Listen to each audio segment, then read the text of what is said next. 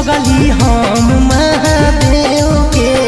सावन महीना अइलहि कृपा करथिन फेर से सोचल सपनवा तोर साकार हो जीता कर लेगे दर्शन बेड़ा पार हो जीता भोले बाबा से पगली प्यार हो जीता हाँ कर लेगे दर्शन बेड़ा पार हो जीता मोर महादेव से गे प्यार हो जीता।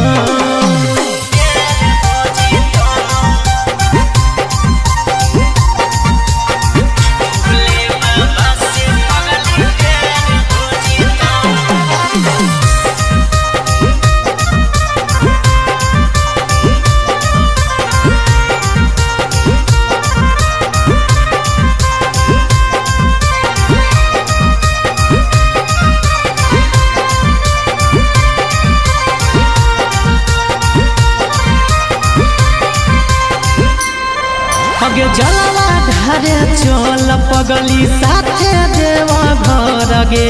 बाबा के नगर मांगे है सुनर एगो बर गे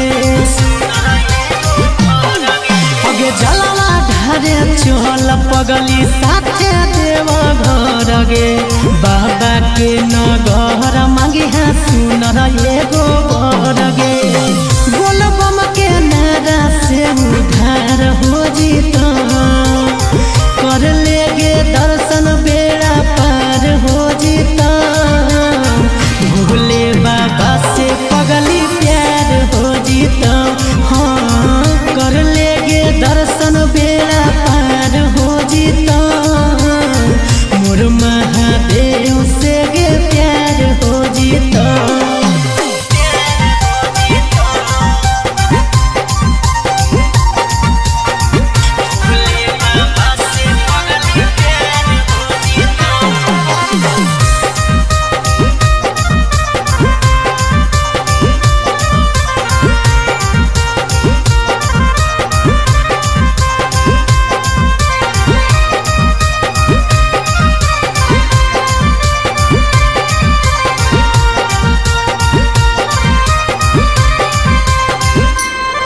अगे बोल बम के नारा लेके उठैबो कांधे कवरिया गे पैदल पैदल चलही की निकाली हो डीजल गरिया गे